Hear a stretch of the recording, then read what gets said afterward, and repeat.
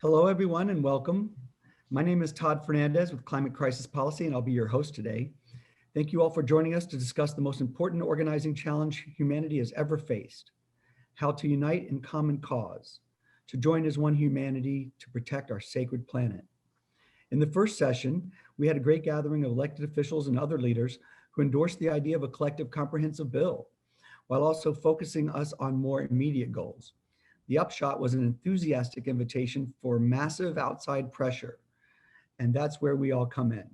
In session two, we welcomed a wonderful array of leaders from major environmental and science organizations, and MIT and Project Drawdown offered to lead a scientific advisory committee to assess the greenhouse gas impacts of proposed bills. And the group generally agreed that there was a need for greater coalition infrastructure to unite all the various circles, perhaps a climate congress convening of all parties or coalition of coalitions. In session three, we welcomed a wonderful array of leaders from a variety of areas: farming, environmental justice, unions, lobbying groups, doctors, teachers, indigenous women, and faith. We had an interesting conversation about their various focuses. In session four, we had another great group of coalitions: environmental justice and psychiatrists. That's this session, in session four. Which we're all going to need to get through this. I'm so glad the psychiatrists are in the house. Our conversation is the same across the groups. What is the federal climate legislative strategy in the United States? And perhaps more importantly for this session, how do we unite civil society, big picture, in a common effort? How do we make sure the process for drafting a comprehensive bill is inclusive and transparent? And how do we bring all the sectors together for each other's goals and the collective goals? By way of comparison, a comprehensive immigration bill is the first priority for President Biden, and that is no accident. A nationwide network led by the U.S. Conference of Catholic Bishops, the ACLU, and state-level coalitions like the New York Immigration Coalition, which has over 200 members and a 36-person staff just for the coalition, made that happen, starting with their push in 2010. I was in that battle for comprehensive reform under Obama, and it was a revelation of organizing infrastructure. And I dream of this for the earth, which could have the largest coalition ever if we choose to build it. So welcome all as we create a plan for unity that will make the scientific solutions politically mandatory by changing the political reality from the outside until we are confident and clear that a new trajectory has been forged for our home, the incredible, miraculous planet Earth, from which all of us and all of nature is born and nourished with abundance, now all threatened by the powerful greed of a few. So now is the time for humanity to protect Mother Earth from corporations. The challenge is not the opposition or science. It is internal among us, among organizations and activists. If we can unite, everything else is possible. From yesterday, I think there's enough momentum to say that we are going to embark on a process to draft a comprehensive climate bill together in community. So the discussion about whether and why to do this is a bit resolved, but I'll still share what I was already saying about this. When it comes to strategy, often the debate centers on political pragmatism and an assessment of what's possible if we're counting the votes in the moment without an outside strategy. It also often ends up being an internal compromise before the bill even gets written or the fight begins. I believe we must write and file a comprehensive gold standard bill to use as a rallying cry for the masses. And by so doing, we'll set the goalpost for the dream, the aspiration that will invite the most passionate activist I've ever met to uncommon valor. There is, of course, also incremental change. We can advance sooner, and that is great, especially given the timeline we're up against. But once we have a big vision, we can then identify the piecemeal parts to move faster and check those off the list. And by having both the big picture to mobilize the grassroots and the individual bills, we are no longer creating a strategic conflict between these approaches, but rather a synergy that creates unimaginable possibilities. We're not starting from scratch. Our Climate Crisis Policy Digest, which is essentially our whole website, is the collection of 150 expert reports, bills, and laws, with the specific policies excerpted and organized by Project Drawdown greenhouse sources. This shows the lay of the land on policy from all the experts and communities and is intended to show the commonality among groups on various goals. And there are also many good bills recently filed in various parts of the puzzle on fracking, plastics, hydrofluorocarbons, regenerative farming, ending fossil fuel tax subsidies, pesticides, new ones in the works to ban banks from financing new fossil fuel projects, to outlawing imported products from illegally deforested lands globally, which is my favorite because we're going to protect the orangutans. There's a Justice for Black Farmers bill. There's a carbon fee bill. There's Environmental Justice for All Act. So we can start to assemble this whole picture working from these parts. And that's what we've done in our group, which is a network of local grassroots activists. We put together the climate bill package, which is also on the website, to begin uniting the advocacy groups within congressional districts to lobby for these as a package. For this, individual local groups are adopting their district and organizing many coalitions, and everyone is invited to this. Please check out the website. But this is only a beta example of what could happen with a comprehensive bill or compilation of bills and collective district campaigns organized by all the environmental groups simultaneously to unite all the passions of all the individual interest groups, which then starts to build the level of power required to win. Another key question in movement and legislative strategy is who's leading the charge? In my experience, we should not wait for Congress to write and lead on bills. And Senator Merkley and Representative Tlaib and Representative Levin at our opening session were very welcoming of the idea of civil society drafting its own bill. So it's almost a moot point, but I didn't know that going into it. Civil society should identify the solutions and lead the effort just like the corporations do. We did this in the gay rights movement with the Equality Act, and the Breathe Act is another example. Another issue that comes up is whether a bill can pass right away, to which I say you don't file the bills you think you can pass, you file the bills with the outcomes you want, and in this case, need scientifically. Then you organize around those and build your power and then start counting the votes. The negotiations with Congress at the end of that journey with a mass movement in motion will be very different than they appear today. And ultimately, Congress will make the tough decisions. We don't have to agree among ourselves about everything. We can have different camps lobbying their passions like we do now, while we all work together on the big picture, and that's just fine. Imagine if all our groups lobbied the same day, if all our social media had the same message and call to action, if all our legislative directors and organizers were working as a team to divvy up the 435 congressional districts, building many coalitions and going after the votes. This is already done for get out the vote efforts at some level. So I invite everyone to imagine a new world of possibilities because we have the capacity to do this. All we need is the plan and the demand. From earlier sessions, it's clear that there is an inevitable tendency to focus on policy themes. I already talked to this panel about that, so I think we're going to be a little bit more on cue. And by the time we got to the mechanics of coalition building and what's missing, we were just getting started. So I ask everyone to please start off on point in your opening by sharing their coalition insights, what you see as the macro coalition infrastructure of the climate movement as a whole today, and what it could be, how you're structured and operate, especially to collectively draft legislation.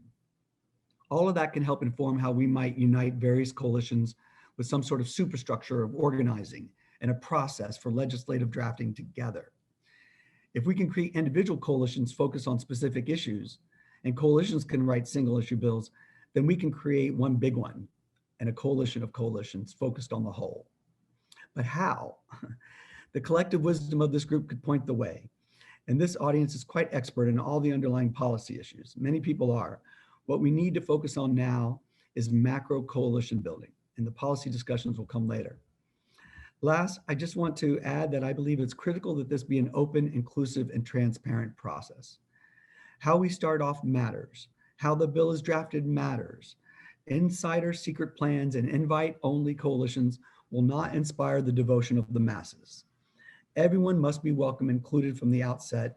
And as scary as that might sound to some, and I understand those concerns, it is doable with a well-managed process. So please also add your thoughts on this concept. It's central because we're aiming to build a real mass movement. We're not playing inside politics, but rather looking to build community that will then sprint to action out of passion and commitment because they were there from the beginning. Welcome again, and thank you all for coming. I'm so happy you're here, and it's a true honor to be with you all. So we'll get started now, going around for 5-minute open remarks on this central question: what is the National Climate Legislative Strategy? And how is civil society organized, or how can it be organized to collectively achieve results? First up, we have Jake Davis, Senior Policy Advisor from Family Farm Action Alliance. Jake, it's a pleasure to have you here. And Family Farm Action has been a deep partner with us as we embarked on this journey this year and brought in lots of farm and groups. They were there yesterday, and Family Farm Action is working on just this exact question: crafting legislation in community, building coalitions around it, and then implementing action plans, as many of you are on this call, actually. So welcome, Jake. And we know Jake has to cut out for a little bit. He's going to a transition meeting at 1, and he'll be back at 1:30ish. So we'll lose him a little bit in the middle. So welcome, Jake. Please take it away. Thanks, Todd, for having me. I appreciate it. And thanks to your all's work for convening this big agenda. It is a significant undertaking, and it's going to take that inclusive vision of leadership that you're describing to win out on these issues. I want to start out just briefly by quickly introducing myself and Family Farm Action. My name is Jake Davis. I've worked in rural farm and food politics policy for a number of years. And Family Farm Action and Family Farm Action Alliance were really formed to take on this broad issue of developing political muscle for family farmers and working rural people. And we think that the climate crisis is one of those significant issues, much like for all of you on this call, that will unite those folks in those areas. And I say that because there has been much made over the last 4 years, and then obviously after the recent presidential and general election that we had, about an urban-rural divide. We actually don't believe that there's as much of an urban-rural divide as many people would argue. What we believe is that there is a divide between multinational corporations and the vast majority of working folks. And we believe that independent family farmers and rural citizens have as much in common with folks in urban areas and suburban areas, particularly on the issue of climate change. It affects us all. It affects our livelihoods. It affects the way that we go about doing our work. It affects us in so many ways, and it affects the future of not only our children and their children, but the future of our natural world, the things that we care so much about. So we think that we're incredibly united in those efforts, but what we have seen is a huge number of forces that have found ways and worked on ways to divide us. And when we started our work in the climate arena, and really when we began our work on any of these issues, we worked heavily with a number of legislative offices to draft legislation like the Climate Stewardship Act and the Farm System Reform Act.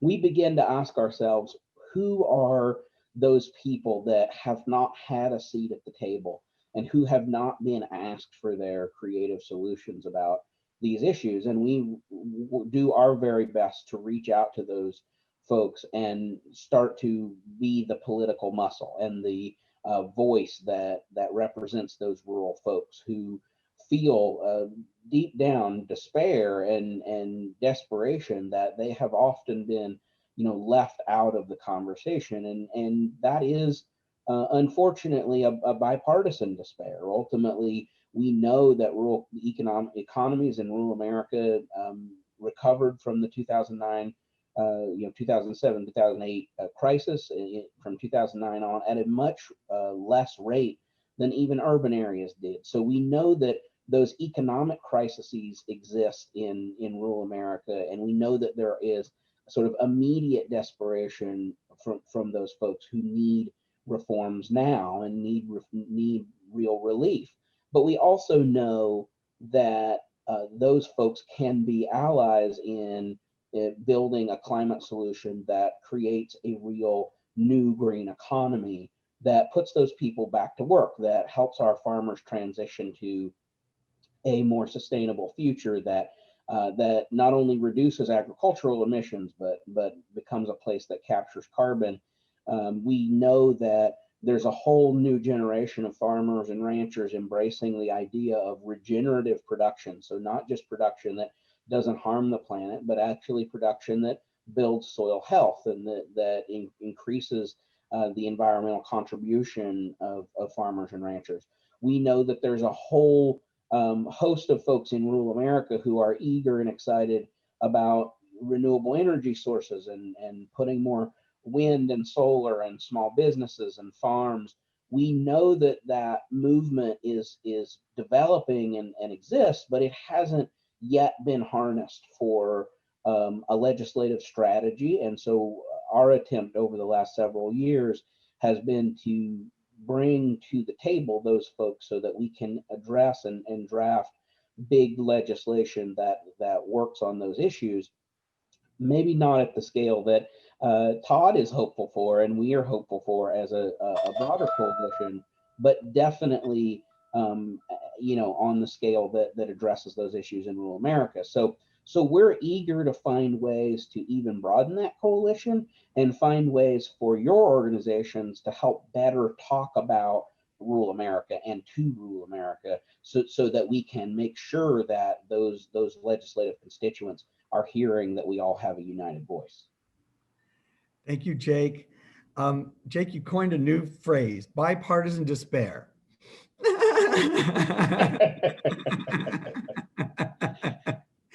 I like it. If we can't unite around anything, we can unite around our despair. Yep. Oh, we'll slap happy. I didn't get a lot of sleep, so excuse me. That's great. And I always love talking to Jake because he can put in words what I'm struggling to articulate because he's been, talking about this for a while. Thank you so much. All right, next up we have, I'm not sure if Cornelius is with us yet. Oh yes, great. Cornelius, you're here. Welcome. Thank you. So good to see you again. Thank you so much for joining us. Cornelius, when I first talked with him and I saw their website, they organize co-ops, and then they have a dispute resolution process for land title issues. And I thought co-op mentalities, I work with a lot of, I'll talk about that another time, communities that deal with co-ops and dispute mediation are really the tools we might need to bring everybody together. So I'm eager to hear your thoughts on how you create coalition and co-op and how you work through the struggles of all the different personalities to bring unity together. And it's 5 minutes for opening remarks and you'll hear a little bell when it's time. Thank you so much for being here. Thank you, Todd, and thanks for everybody who made this happen. Really, we appreciate the opportunity to be able to address this audience around this topic because so very few times we are in these conversations. And I think it's extremely important. And going back to some of the things that Jake talked about, really to really talk about climate change, to really impact climate change and look at it, we have to look at it from a holistic point of view. And that means bringing everybody in the camp because you can solve the problem in one community in one area and don't solve it in the other, and the problem hasn't been solved. And so some of the things you talked about from the beginning, Todd, around the common good, I think that's in danger. And that's something that we don't look at as a country, as a nation much anymore. And it's critical. And so let me step back and introduce myself and my organization, the Federation of Southern Cooperatives. I'm Cornelius Blanding. I'm the Executive Director of the Federation of Southern Cooperatives Land Assistance Fund. I've been with the Federation now for 23 years, but as its Executive Director for 5 now. What the Federation is, simply put, is a cooperative association of Black farmers, landowners, and cooperatives. And we're chartered to work all around the South. We're the oldest and largest cooperative association of Black farmers and cooperatives in the nation. We're a 53-year-old organization. We developed directly out of the civil rights movement. And to get at your question, Todd, or your point about cooperatives, is that has always been our strategy from the beginning. The Federation was founded by 22 cooperatives, 22 organizations that were created by small farmers, landowners, and limited resource folks throughout their communities who organized around a common good, a common problem, a common challenge, with the recognition that one individual or a few individuals couldn't solve the problem that were before them. At that time, it was the civil rights issues of the day, discrimination and other kind of issues, which we still face today in various forms. But I'm excited to be here because, again, not very often are we having these conversations within our cooperatives, within our communities around climate change. When we do have them, we're having them, but they're not framed or in the same language that folks in the climate change community may be having them. And therefore, folks in the climate change community might not recognize the value of not only our organization, but of our cooperatives, of small farmers, of Black farmers, of really being at this table. And so one of the questions you asked from the beginning about the national climate change strategy. I am not an expert in climate change, and I'm not going to profess to be or talk like I am, but I do know our communities, our work, our organization, and I speak about it from that perspective. For us, when we hear climate change, we think about it that it's a very fragmented strategy at this date. It's done on the national level by folks like the Department of Agriculture, particularly the National Resource Conservation Service. We see their work around that as an isolated strategy. We see organizations like Jake's organization on a private scale in terms of a community-based organization or privately, we see that work happening there. We even see that work happening or talked about in the philanthropic community, but we don't see a national strategy around it. But when we are engaged, we're engaged usually at the level of the Department of Agriculture, NRCS, the National Resource Conservation Service. But we're engaged in a point where we don't know if they even understand what the national strategy is. But we do know that when our government goes out and talks on the world stage, it talks about climate change. But when it talks about it, it doesn't know how to come back and implement some of those things it's talked about, because the reality of our country is that it's primarily private landowners. So whatever strategy we have to have a strategy as a nation through private landowners. And private landowners have to understand that strategy. And we as a Black community, as Black farmers and landowners, we don't understand it. Now, so that's the challenge, but we're eager to make sure that our work in particular is carried out as in a national strategy, as part of a national strategy. But how do we get to that? That's the challenge. That is the question. But we are eager. We're eager to continue doing this work, and we're eager to do it with others, not only the government, but with private foundations, with corporations, with community-based organizations, with the philanthropic community. And what that looks like, yet to be seen. But the reality is we have to be at the table also, because our lands are contiguous. And you can make strategy changes or make corrections on one piece of land and don't make it on the other, and you have not solved the problem. Because at the end of the day, this is about protecting our air, our water, and our soil. And farmers, including Black farmers, are at the forefront of that. They're on the vanguard of that. And we have to build any strategy around all coming to the table. Because on a wholesale, from a wholesale point of view, we're not talking about renewable energies. We're not talking about carbon sequestration. We're not talking about climate change. What we're talking about in the Black community is Black land loss. And that Black land loss is at the forefront of this. And so we all have to understand all of our issues, each other's issues, and then find that common good and know that what affects one of us affects all. And how do we really start looking at it from all different perspectives? And then, as you mentioned in the beginning, Todd, find that piece we have in common and work from there. I'll stop there and answer questions or talk further as we go along. Thank you so much, Cornelius. That was a beautiful setting of this whole conversation. It really was. And so in the next round, I would love if you could just share a couple principles of creating co-ops. That's the word. Because I think that would help for people to start thinking about, that's really the mentality that we have to get into. All right, next up we have Ken Berlin, who's president and CEO of the Climate Reality Project. One of my favorite projects because they've trained an army of people to understand and teach and present on the whole picture of the climate crisis that we're in. And now the potential to pivot them to a solutions-based advocacy team that hooks up with all the other coalitions and starts lobbying for solutions or comprehensive bill, that just, my mind starts to explode just at this one collaboration opportunity. Now alone with all the other groups that we've talked to.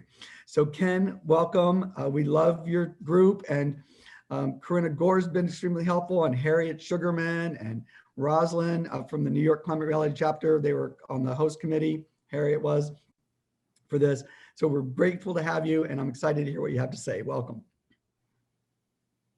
Oh, you're on mute. You're muted, Ken. Thanks, Todd. I'd like to start off by telling a little bit about Climate Reality Project. As Todd says, we train people to become what we call climate reality leaders. This year, we did 2 virtual trainings for the first time, and we trained, in one 9-day session and one 7-day session, we trained 9,700 people, people who graduated from that, and we had criteria to graduate from the session. When those are over, when that's over, they join our existing list of climate reality leaders. We now in the United States have 140 chapters. We also have 11 offices outside the United States. We have 140 chapters in the United States. When people enter the chapters and other people join the chapters or are climate reality leaders, they're going to be focusing this year on federal legislation and working in coalitions to pass the legislation we need to address the climate crisis. I'd like to start off by talking about one aspect of legislation that I think is important to think about, and that is what happens, because it's important to coalition building, what happens when that overall piece of legislation that we all agree upon gets into Congress and the Congress starts stripping out provisions from the legislation. How do we keep, that's when I think coalitions can have a hard time holding together. That's when people can sort of go off and start making private deals and the kind of non-transparency that Todd mentioned to start with. So how do we avoid that? And I think what we have to do in drafting legislation is coming up with a multi-layered approach to the legislation where we decide in advance that when certain things come out, there are other things we can do to make up for that. And just an example is, suppose there's a mandate in the legislation that says by 2035, as Biden says, there should be, all energy should be generated by clean and renewable energy and none of it by fossil fuel-based energy. What if that provision comes out of the bill? As quite frankly, this Congress, it might very well. It seems to me we don't have to give up on that concept. We can still, as a coalition, still continue to work towards achieving that result by looking at what is the executive branch doing, what can we do at the state level, and then what can we do at the federal level? What kind of legislation can put us on the path to achieving that goal, even though that goal is now out of the legislation? You know, what series of measures are necessary to, let's say, by 2025, ensure we're on target? What can we do by 2030 to ensure we're on a target? And so I think if we look at this as a multi-level strategy, I think the legislation work better, but importantly, it will hold the coalitions together. It will give us a common ground to look at things as the legislation progresses. The second question is, of course, how do we reach out to other groups and how do we work together? And I think there we've got to develop a series of narratives that make us all understand the issues we're dealing with and what really are the priorities of the other coalitions we're working with. And as an example of that, if we look at the environmental justice movement, it's important to recognize one fact that can be easily ignored, which is poor communities of color have in fact suffered from pollution and will suffer from the climate crisis much more than other communities. I think everybody recognizes that. But while we're trying to address the issue, while we're reducing the pollution, while we're closing down the coal plants, it's not enough to say that we're going to close coal plants between now and 2035. We have to think of what happens to the people. What are the human impacts on people of this contamination while this process is going on, while things are being closed down? So in looking at this, we have to figure out how we can address, in this case, in environmental justice communities, how we can address in the interim the harm that's being done by the existing plants before they're shut down. And that requires a whole different set of measures than just figuring out what are the policy measures you need to shut down those plants. So it's something we need to pay up a lot of attention to. We also need to pay a lot of attention to the fact that in communities of color and communities without capital, that they may not realize the great benefits of this transition to clean energy. transition to clean energy is going to lower everybody's costs. It's going to reduce the energy burden that is so important to address in communities of color and poorer communities. And so what do we do to make sure that those communities have the capital they need, they have the ability to benefit from this great revolution we're doing? How do we make sure that they can put rooftop solar on their homes, do community solar, do the energy efficiency measures that are needed? How do we get them the funds to do that? There are ways to do that. We're not going to talk about policy today, but I think as part of the effort to figure out what we're doing as a coalition, we have to recognize that. Then we have to recognize the issues on family farms. We have to have a set of narratives that we all understand and agree to, and developing those narratives, I think, is a critical part of the effort of building coalitions. So with that, I'll stop for now. Thank you. Thank you so much, Ken. How many was that? 90, how many? 9,500, 9,700? 9,700 from those two trainings. And those are just the new batch. There's a whole existing. Well, of course, we've greatly expanded by doing virtual trainings, but we have about over 30,000 trained climate reality leaders now, and we have many more people in our chapters who aren't trained leaders. We're ready to be an effective grassroots organization. You think? I think you are. That's incredible. I hear this capacity everywhere, and it wakes me up from my slumber, I'll tell you that. Great. Well, thank you so much, Ken. To be continued. Next up, we have Reverend Dr. Liz Theoharis. It's very nice to meet you. I know that we haven't had a chance to connect before this, and I apologize for that. I would have loved to have. And so we welcome you. I think you could probably tell from the context of what we're talking about, and we welcome your thoughts. And we're just very glad to have you here. We included the Poor People's Campaign climate documents in our digest, our policy digest. Over a year ago, we've found that document along with WEAC's proposals and NAACP's proposals. So I feel like I've been connected to you for some time because we've relied upon your work. But we're very happy that you're here, and we welcome all your thoughts on this. Thank you so much. Yeah, well, thanks so much for having me. It's really an honor to be in this conversation, and thanks for holding this. As Todd said, my name is Reverend Dr. Liz Theoharis. I'm the director of the Kairos Center for Religions, Rights, and Social Justice at Union Seminary, and I'm also the co-chair with Reverend Dr. Barber of the Poor People's Campaign, a national call for moral revival. I was thinking some about the moment that we're living in, and therefore the kind of legislative agenda and coalitions that we're building.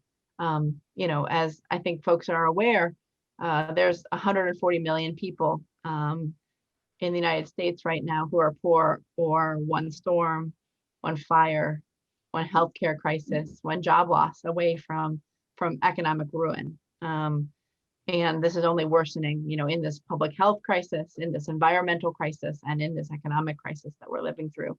We have these storms and these wildfires, these climate events that are wreaking havoc, and we know that those who are hurt first and worst by the devastation of the environment and climate change are poor and marginalized people. And so, the Poor People's Campaign was launched 3 years ago, and we do indeed have a set of agendas and policy prescriptions, many of which are coming from conversation we've had with groups that are here in this conversation, as well as out of the kind of frontline struggles of folks in Lowndes County, Alabama, who have raw sewage in their yards, and folks in Oak Flat, Arizona, whose sacred native sites are being desecrated by copper mining multinational corporations, and who are feeling the brunt of whether it's the not just in Flint, Michigan, but the 4 million families who turned their taps on this morning and had poisoned water coming out. And so, out of that, we have launched the Poor People's Campaign, and we thought it was really important to include this crisis of the environment, this ecological devastation, in the interlocking injustices that this campaign is really focused on addressing. We see that you can't actually address any of the injustices of our society without, without taking on systemic racism and poverty, without taking on ecological devastation and climate change, without challenging the kind of militarization of our communities, the militarization of our world and the war economy, and then also this distorted moral narrative, this narrative of particularly Christian nationalism. And so, we follow much of the work that folks here are doing, and believe that we have to really do two things in this moment as a part of a kind of larger agenda, and that's to shift the narrative on climate, the narrative on the solutions to the problems, the narrative on who can really make a difference. And we also really have to build power. And that's why coming together in groups like this with, a broad array of folks who, again, don't have to agree on everything, but who are building power from below is really the way that change can come across. I mean, I have this favorite quote of Reverend Dr. King's, and he says, "Our nettlesome task is to discover how to organize our strength into compelling power so that the government cannot elude our demands. It would be the height of naivete to wait passively until the administration had somehow been infused with such blessings of goodwill that it implored us for our programs." And I think about this every day, especially in the topic that was set aside for us to be taking up today. No, the administration, we're not sitting and waiting for them to applaud us for our demands. We're coming together with a broad fusion group of people and organizations and leaders and saying, this is the way. And that's part of, I think, how we can address this idea of a legislative agenda. We can't just simply curse the darkness. And that's why I'm so appreciative of the work that you all have done. We have to shine a light on what's possible. We have to pull these, solutions together, and then also show that it's not just morally correct to do this, but it's economically and environmentally possible and actually necessary. Like that the only way we can actually save the earth and everything that's living in it is by groups like us coming together and putting forth this broad set of demands. And so, we do have more. We don't need to, just like Ken Berlin didn't get into the specifics of policy. We're excited that you've included already a bunch of our agenda. That agenda, speaks to green jobs. It speaks to, banning mountaintop removal and fracking, but it also speaks to, making those who have destroyed our communities pay to fix them, and also, a whole set of again solutions that are coming out of impacted communities, and we do so again by doing what we're doing here. How do we pull people together and be able to kind of build the power that is going to be necessary to actually, make an impact? And so I'm excited for the rest of this conversation and to be a part of all of this. Oh, I'm just feeling uplifted. I'm feeling very inspired. You mentioned the war economy, and I talked to the peace activists that I work with. I said, if we can bring down the oil industry, the geopolitical rationale for war around the world will start to disintegrate from within. So I'm trying to get them focused on renewable. If you can make renewable energy happen and the oil industry implode, you will win a big part of your battle for peace and against the military industrial complex. Exactly. Some of the biggest polluters. Yeah, and we can't, like the way that we see it. That too, right? Exactly. Wonderful. It's so great to hear everything you have to say. I love hearing all the people who've been doing this for a little bit longer than me, because you have all the most beautiful wording and it just comes across. I'm just like, I come and say, we're going to force Congress to do what we think needs to happen. But the way you said it made it sound so lovely. All right, next up we have Jerry Hinkle, Board of Directors for Citizens Climate Lobby, one of the original folks there. And Citizens Climate Lobby has always been the model example of how to organize around legislation through to the grassroots. You start with a real bill, and getting there is not an easy feat. And I know And then you organize in the districts. And that's really, there's no magic to it beyond that. That's the basic ingredients. And they've been doing it, leading by example. So the prospects of us all joining forces with this kind of clear strategy approach, and then replicating that within our organizations and then linking together is just mind-boggling. So Jerry, welcome. Thank you, and Mark, for everything you're doing, and all your activists who show up in all of our open meetings, and I love them, and we're in a whole process about discussing that topic, which we won't get into today too much, I hope. But we welcome you, and we're so glad that since Climate Lobby has emerged in the climate movement to drive this idea of federal legislation, and welcome. Thank you, Todd. I appreciate it. And I really appreciate you bringing this set of remarkable groups together that are all committed to something that I know I'm incredibly passionate about, really finding climate solutions for ourselves and for the world as a whole. Little bit about our national strategy. So let's start with an overarching objective. And the overarching objective is to get to something like net zero emissions globally, not just in the US, but globally by mid-century. Temperatures are going to continue to rise until we hit net zero globally. And it's at that point that we can really begin to stabilize climate risk. And that's the objective. The US is only 14% of global emissions. We can't do it alone. You know, we are 1/7 of emissions. So the key imperative in the nearer term for us, and Todd, you've reflected this and the other groups have as well, is to pass, you know, what we can do here in the US is to pass national legislation that will not only achieve that objective here at home, but we can then interface with the world, the other 6/7 of emissions, and use that to inspire and incent them to take very strong action as well. So I think that's what we're up to. How do you pass legislation that will inspire the world, that will move them to action? I believe that one critical element of that is durable legislation, which has got to be broadly supported. Okay, we're going to have to extend to the other side of the aisle, almost certainly. Yeah, that's what we believe, because we want to turn to the world and show them that the US is in it for the long haul, not just until the next election cycle. So how do we do that? Two challenges in the near term. You've mentioned some of our strategy. I'll go over it very quickly for the rest. But for this coming year, we see two elements that are of particular importance. First of all, the Senate. There's a very good chance we need 60 votes in the Senate. Okay.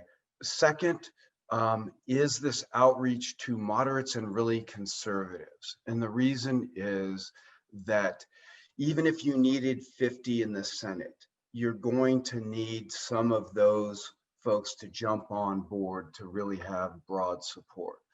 So we're a very all-inclusive organization, completely nonpartisan and very committed to hearing people, you know, exchanging with people from a position of respect and appreciation for their views. And that includes people that aren't there yet on climate. And I think that's critical for us going forward. Okay. How do we go about this? Our primary model that you discussed, and I'll talk about it briefly, is this 5 levers of political will. What we want to do, we want to take an advocate and we want to optimize their capacity to influence Congress. We want to have their political expression be as strong as it can be. How do we do that? 5 levers. The first thing that we do with these folks is lobby. So we train them to build a respectful relationship with their own members of Congress. Yeah, and again, this year, we're going to focus a little bit more on the Senate. We're going to focus a little bit more on conservatives. Media, we train advocates to be able to influence the media. So produce letters to the editor, op-eds. We work with editorial boards. All forms of media, social media included. grassroots engagement. So we recruit and educate the public on climate solutions, climate advocacy, and how to participate effectively with your government. Grass tops engagement. I want to underline this because it's also a special focus of ours this year. What we've seen is that when we go into a member of Congress's office, which we do about 1,500 times a year, is they're really interested in who's supporting this in my district. Okay, what businesses, what local leaders, what advocacy groups, what other advocacy groups are supporting this. So we need to reach out to those folks, talk to them about what we do generally, and even have them lobby with us. That's been really effective. We got to do a lot more of it. And then finally, we just do local group development. Our local groups, all politics is local. All right, I'll wrap up pretty quickly here because I want to get to the question of how are we organized to achieve this nationally. I'm going to assert that critical to very broad collaboration building is a common shared objective. And we have that, and we can build around that. And it's generally this addressing climate change in a very strong manner in the US, and this broadly, this goal of net zero emissions by 2050. I think you start with that, and the rest is of secondary importance. The other differences that we may have are of secondary importance. And we can all work to interact with our local legislators, our national legislators, and ask them to do whatever they can to help achieve this imperative objective of net zero by 2050, and to do it in 2021. The time is now. We are behind the 8 ball. It's cost us. We're seeing that out west especially. We're seeing it in the Midwest. We're seeing it on the Gulf Coast. We've got to get to it now.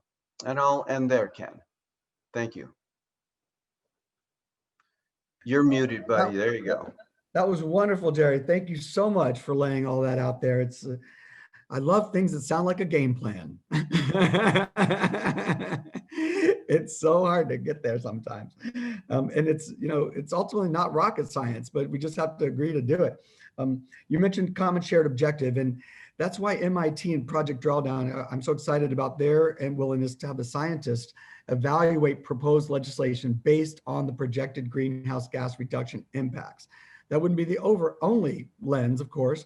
EJ and just transition lenses would be applied, but at least we would have an objective scientific body looking at all of our bill, our comprehensive bill, and telling us, yeah, we think you will get this month reduction by this date, and here's how we're going to monitor it. And that might give us a shared frame of at least common language and shared goal. And then you fill in the pieces and see how it measures and adds up. All right, next up, we have Peggy Shepard, Executive Director of We Act for Environmental Justice. One of the, I don't know how to say it, most inspirational and core groups in New York City and probably beyond, and helping to drive this conversation and how it impacts local communities. And I think we're in this conversation where we are because of We Act and other groups like it. So Peggy, welcome so much. It's a pleasure to meet you. I feel like I've known you indirectly for some time. So welcome and thank you. So thank you, Todd. You've probably known us for a while because the National Environmental Justice Movement has been operating and organizing for over 30 some years now. And, our main goal was to go home and organize a grassroots base and to be decentralized because we speak for ourselves. And in many instances, that may be why we have not been as visible, because we have not had centralized leadership, because we want all of our voices to be heard. So for many years, we have reached out to the national green groups around the policies that they were pursuing that we felt did not always benefit our communities. And so about 3 years ago, we were able to develop a collaboration with 6 national green groups and 11 environmental justice organizations. And we developed something called the Equitable and Just National Climate Platform. And it's really a bold national climate policy agenda that advances the goals of economic, racial, climate, and environmental justice.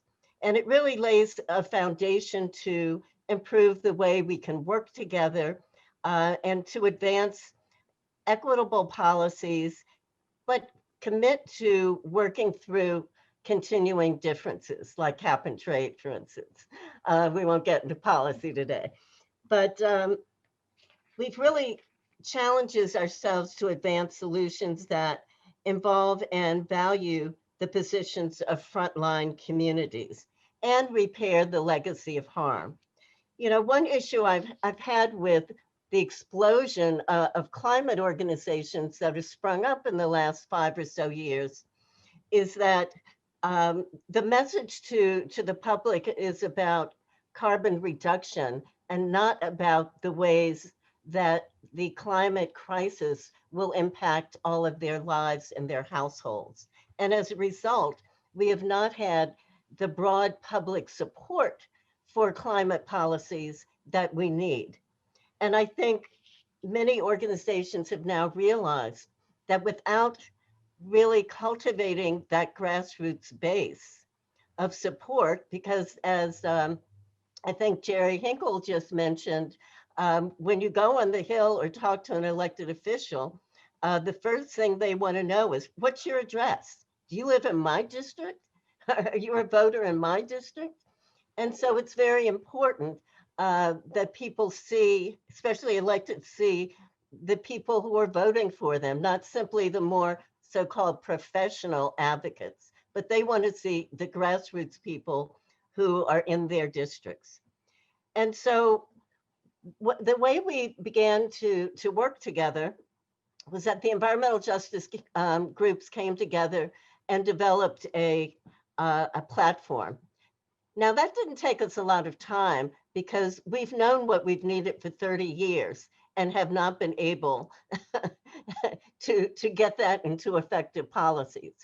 And so we developed that platform, and in over a year and a half, we then began to work with the staff and the CEOs of 6 green groups to wordsmith and really finalize the document that the environmental justice community had put forth to come to a consensus on key issues, and again, to figure out where we still had differences.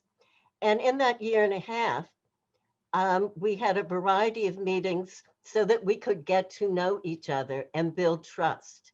Because one thing that we understand is that there's been a strong erosion of trust because our voices have been left out of any of the policy debates. And so building that trust has been very important. And then again, as a coalition, making commitments to each other.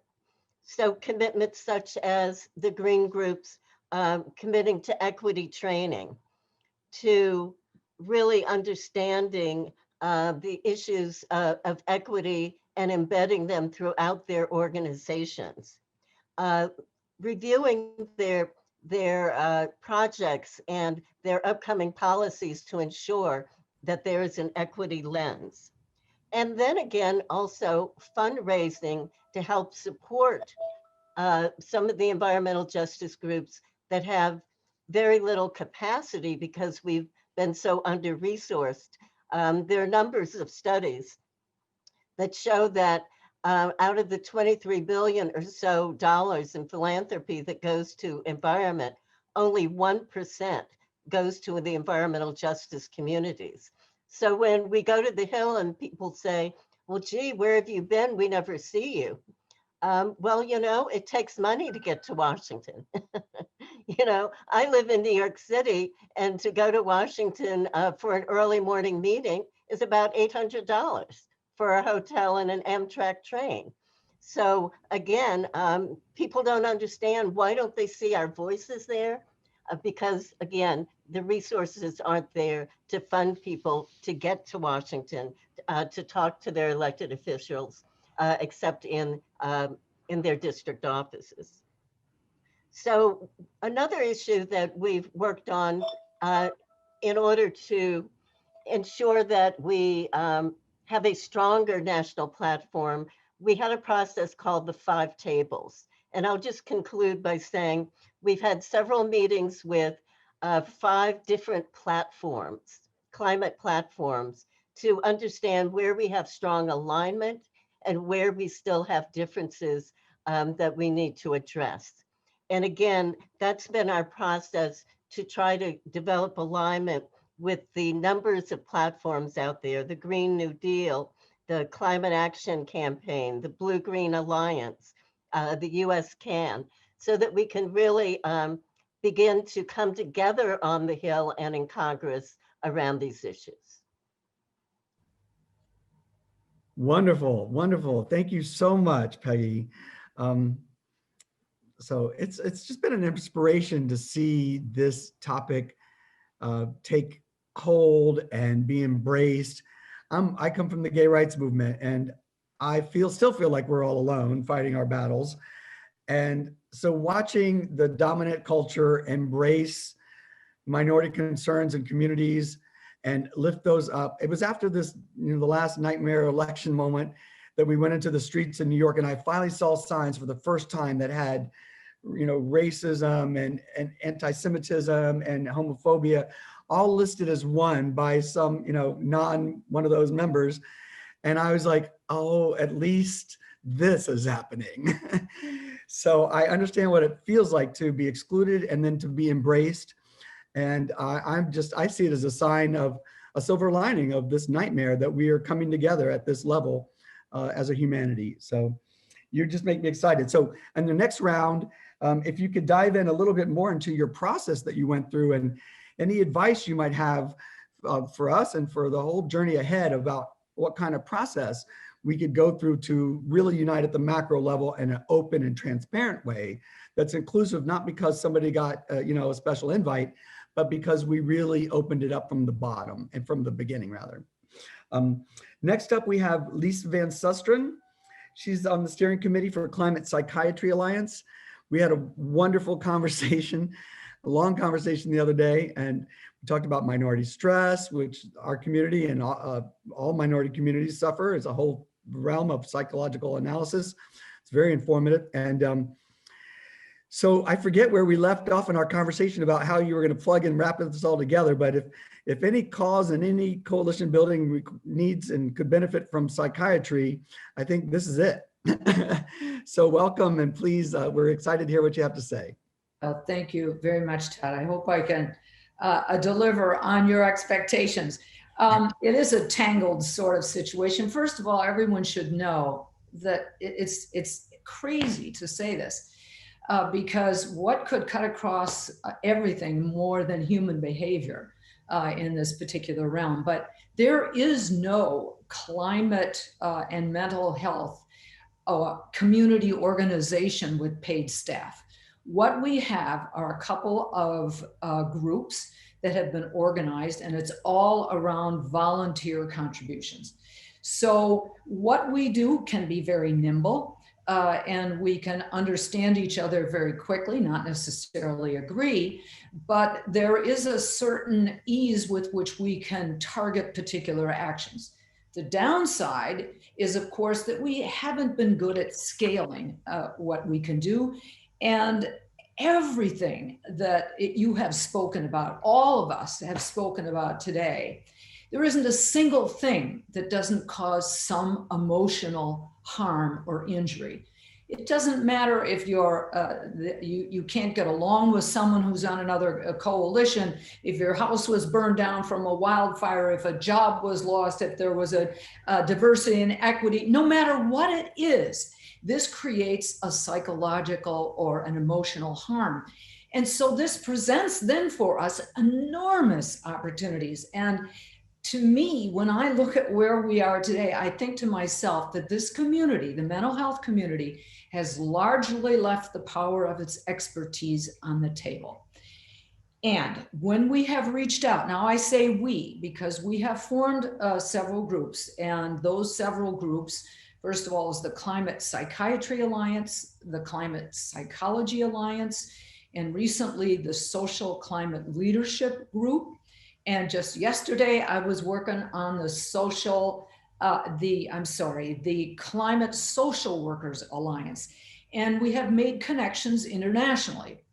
So here's what we are attempting to do. First of all, we've tried to organize under the Hermes principles so that we can get along. And many of us being mental health professionals, we understand each other's quirks, and we're sometimes better at dealing with them than we might be under ordinary circumstances. And we do try to resolve our conflicts openly or indirectly, thank God, because we have them. And this is not a group of activists by nature. These are people who have picked up on what is brewing, recognizing, think about it, that what we are expecting in terms of climate disasters is something that is going to take us down psychologically, socially, like nothing else. And the cascade, the cumulative toll, well, how the hell are we always going to get out of bed in the morning and be able to do what we got to do when we know, certainly for a while, that things are only going to get worse? Well, we've got to have a plan. And we're not good at strategy generally, this group, but we're trying. And I'll talk about some legislation in a minute. So one of the things that we're doing, which contrasts with what we do in our personal professional lives, which is we wait for patients generally to come to us, we've tried to change the thrust, to reach out to groups, to ask them if they will build a coalition with us that gives us an opportunity to go to state legislatures, especially the red and purple ones, to talk to their environmental health committee. We've formed a referral group of climate aware therapists. So many people look to us for help who are devastated and despair and angry and paralyzed, some of them. And they go to a therapist who thinks it's something to do with an early life experience with their moms. They do not understand. So we have reached out there. What we have also done that I'm extremely proud of, because I think it really does address something that we collectively have left on the table. And that is what grabs people. What's the hook in a song? What's the hook in a movie? What's the hook in a book? What do advertisers know about marketing? How do they know how to make a sale? Well, one of the things that we are asking for and have gone to Representative Schakowsky from Illinois with, she recently introduced the Future Generations Act, is that we have asked for a hearing, oh my, on climate and mental health, and with a special emphasis on what's happening to young people. And the group asking for this is everybody's on the same level. It is a coalition of people. And so we are hoping that this is something which will have legs and can filter and push into one of the things we're asking for, the Mental Wellness and Resilience Act, about which we can talk later. Wonderful. I love this, how we went from the psychological issues and you segued seamlessly into turning psychiatrists into lobbyists, and you have a plan, you have something that you want, you have an ask, which is really, you know, believe it or not, some of the times the hardest thing to do. And you found a niche, clear ask, and already you're just mobilizing your folks. And if a comprehensive bill comes together, then I could just imagine that. And we had the physicians on the other call and the teachers on another call. And so you start to see the picture of how we're going to grow out from and expand into the other professions. I'm keen on figuring out where the lawyers are. And so anyhow, this is great. It's very exciting. Thank you so much. All right, for the next round, we have 2-minute windows for responses, and we'll just keep going around in the same direction. I don't know if Jake's still with us. He had to leave for a transition meeting at 1. Is he still here? No, he's gone. So that's fine. He'll be back. So that's okay. We'll take everyone else out of turn. So let's see. So I guess if we're starting with Cornelius, if you could share some of the what are they called? Like sort of like foundational constructs of cooperatives and how that ideology or philosophy of organizing could help inform our journey uniting. That would be wonderful. Great, Todd. So Todd, let me start with what a cooperative is for anyone who doesn't know.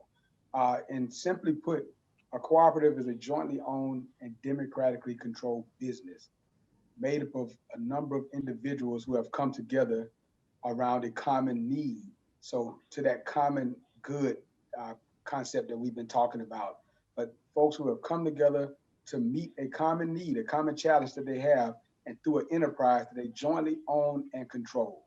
All right, now, there are 7 principles to cooperatives, and I'll state them just briefly. Voluntary and open membership, democratic member control, member economic participation, autonomy and independence, constant education, cooperation among cooperatives, and concern for community. And I say those things, but I want to stop on 3 of them in particular. Democratic member control, constant education, and concern for community. And that democratic member control, because it talks about the ownership and the democratic control, the nature of ownership within these structures. And many folks have talked about grassroots community engagement and getting the grassroots folks involved in this. And you do that through them having a voice in this, having ownership, having a stake. And so I mentioned that principle as one, but also constant education. I started out talking about sometimes the lack of common language that we use, the lack of education around these issues and how it relates to the various communities, our communities, and each other. So really being able to have constant education around all of these issues. And then concern for community. Cooperatives are structures that are embedded in their communities, and because the folks who come out of those communities own those structures, they're also parts and members of that community and own parts of that community. And so it's a natural transition among all of it. So that's the basis or the construct of a cooperative. Now the Federation, we are a cooperative of cooperatives. We are a cooperative association of Black farmers, landowners, and cooperatives. So we're structured from the sense where we pay attention to, we know that those cooperatives are made up of individuals. We pay attention to those individuals and their needs, because you can't treat, you can't serve, you can't support a cooperative without supporting those individual members, dealing with those individual concerns. You have individuals that make up that collective group. And so dealing with that individual as a starting point, then secondly, dealing with that cooperative. And for us as a federation, we're structured by those individual members, those cooperatives, and then what we call state associations, those cooperatives working together in their state, because they have common issues, common challenges that they work on that might be different from other states. So as an example, in Mississippi, we have 22 cooperatives that make up the whole federation, 75 total. But those cooperatives in that state, they have their own structure, their own board, and they deal with things from a statewide level. And they send one person to represent them. Each one of those cooperatives has a representative on that state level, and then that state sends one person that they elect amongst themselves to represent them on the regional or the federation level. So we're structured from an individual level, from a primary cooperative, a secondary cooperative in those states, and then a tertiary cooperative, which being the federation, that cooperative of cooperatives. And then we all come together. They come together at different times throughout the year to meet. Those individual co-ops meet themselves. The states meet a few times out of the year. But then once a year in August for our annual meeting, all of those cooperatives, all of those members come together. And at that time, we talk about all the issues that the co-ops face, the issues that the state face, and then we find that common area that the region, that we as a federation work on. And so the staff, our staff, my staff, our job is to put that into language, come up with our plan for the year, And then we support that federation of cooperatives, that cooperative of cooperatives, that common good. Then we support that each year based on what we've talked about over 3 days during our annual meeting. So that's our structure. That's how we're organized. That's how we deal with the issues. We're nothing more than a coalition of cooperatives, a coalition of Black farmers, coalition of these landowners. And so we have a structured way of supporting those members. We also have a structured way of getting to the issue and defining the work that we do for the year. And so I would say that, and I want to end by saying this, and this is from some of the earlier conversations we had, just really in terms of understanding how getting a lot of stakeholders involved. When you talk about the rural population of our country, the Black rural population, 90% of that is in the South. 90% of the rural Black population is in the South. And so, and I think really understanding the issues of the South and really understanding the issues of the Black population within the South is going to be crucial to really dealing with finding the common good and dealing with the things. And I think Dr. Liz talked in terms of her work around the Poor People's Campaign and looking at structural racism, because there's a lot of that as apparent. And those things like our issue around heirs property, as an example, is a big issue that Southern landowners deal with. And it is a barrier to really looking at a lot of things, especially climate change, because again, you have to start with land, and land is being lost based on some structural racism and structural blocks and policies that are in place that can be easily dealt with, and especially as a coalition. But it has to be seen as a climate change issue among many other things as well. So I'll stop there, Todd. I probably took up way too much time. That's okay, Cornelius, because, you know, we try to be tight on time, but we're also more interested in the substance, and that was some substance. So there's always time for substance that's on point. Well, I just get giddy, and I'm like, okay, Cornelius, come organize the coalition of coalitions, the co-op of co-ops for us, because it's a finesse, it's a gift, it's a mentality, and so I think what you do is invaluable to our next level of convening and convergence. And not today, but I'd be curious to see how that's working all online. And just all those elements, democracy, openness, all these issues are just beautiful. And these are the thematics that I think are the foundation. So, okay, I could follow you and ask you a million follow-up questions, but we'll move on and we'll see if we get around it again. Ken, let me see. I was so listening intently, I didn't think about what I might ask you to follow up with, but I guess I would just, you have 30,000 folks trained already. That's unbelievable. Can you envision how these might merge? Could we have a common lobby day, even if we're all going to lobby different things, or slightly different pieces of the pie, so to speak? How might that align? So we get CACL and all these groups basically, okay, we're going to have a lobby day April 1st or whatever date we pick. We were talking to Congress about the schedule next year. So we're obviously looking at a medium-term plan with drafting a comprehensive bill, but in the short term, we're building infrastructure, of course, that conversation, like what Cornelius was just talking about. And then at the same time, no one's waiting for any of that to come into existence. We're going to push ahead and forge ahead now. And there are a whole suite of bills, the Environmental Justice for All Act, the Justice for Black Farmers Act. There's a whole suite of bills that we've packaged. So we're ready to mobilize by congressional district around a package of bills as a prototype for this unity that we will then forge more deeply and around a bigger demand. So how would you see, I'm not mean to put you on the spot, do you think we could merge these operations at least at a macro level? So like every 3 months or every whatever it is, we have a common lobby day, for example. You're muted again, Ken. I think if we can do that, it would be critically important and very, very helpful. And one way I look at it, start with the question, which is, we're in a situation where 70% of the country pretty much says they want action on climate change. And yet we not only don't get it, but at least as of today, we have a whole political party that's opposing doing it, although I'm very hopeful we can change that. So why when 70% of the country wants something, aren't we getting it?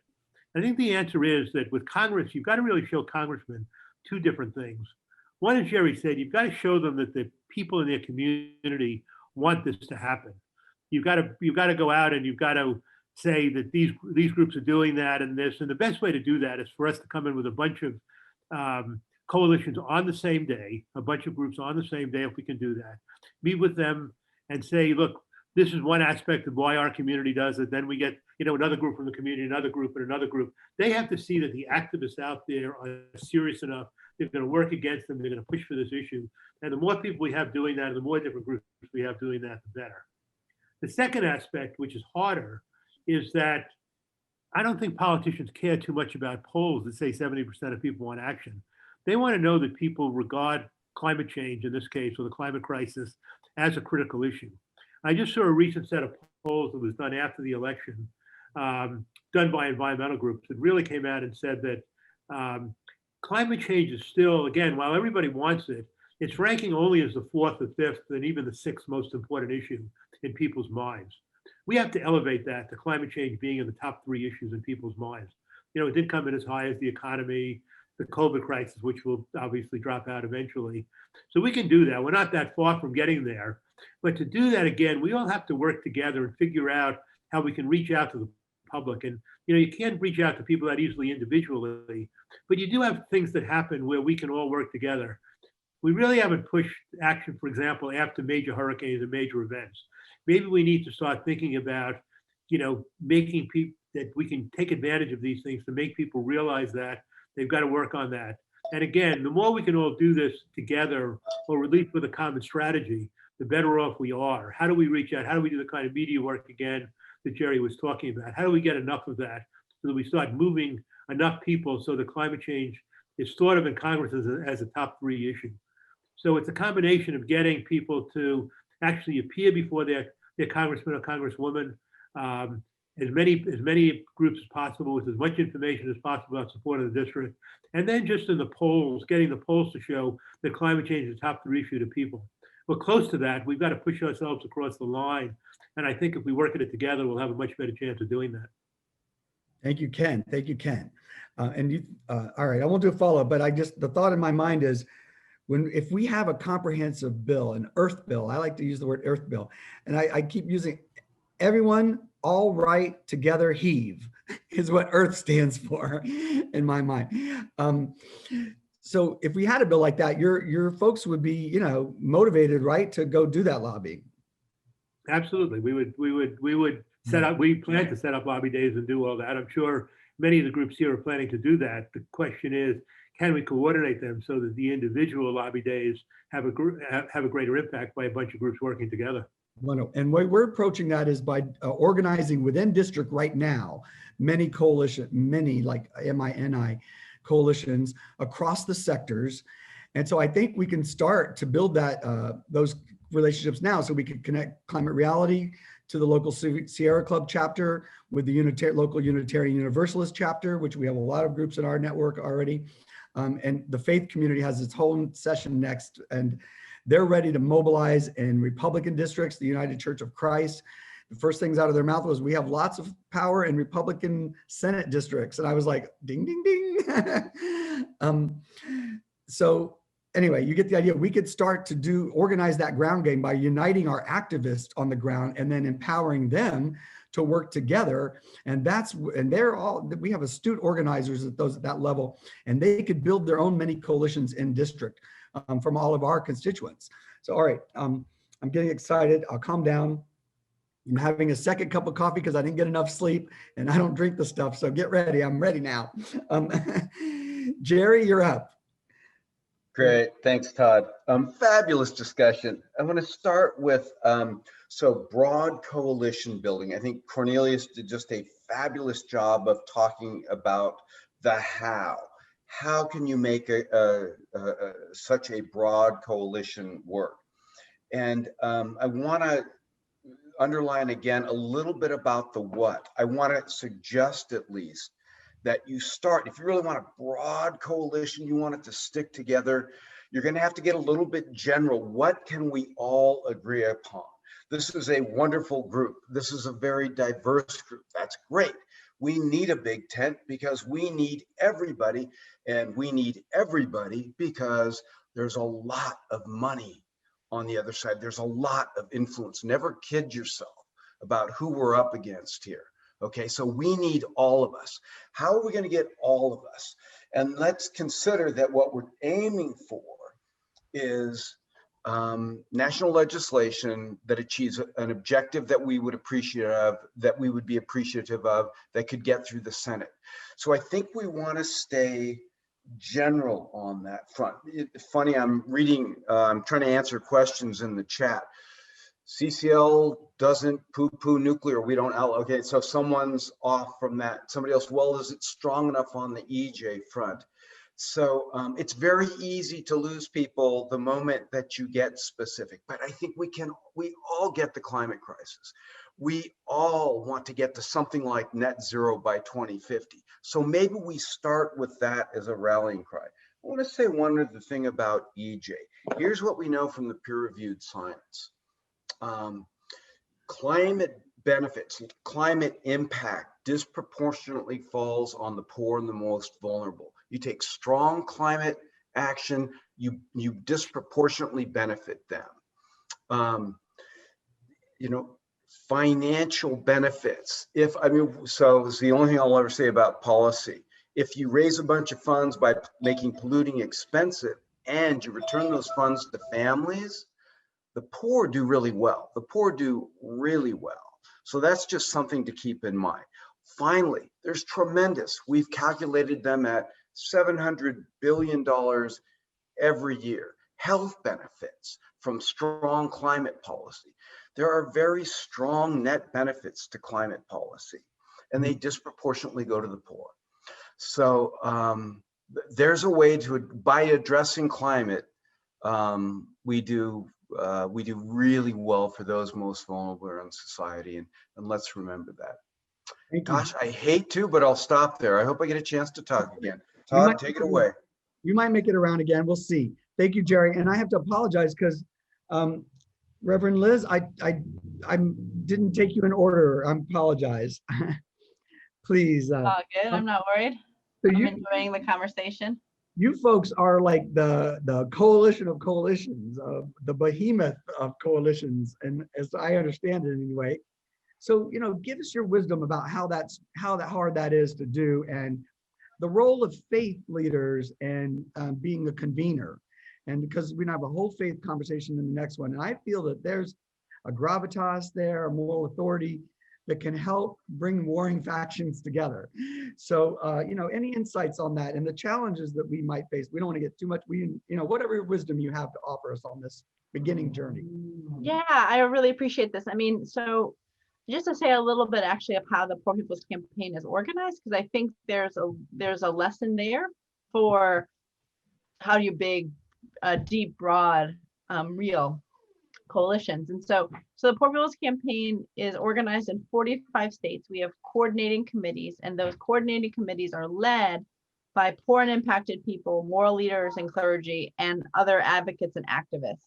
And they represent a real diversity across all the lines where we're divided in our society. And this is really important, to our work, but I think to actually effective coalition.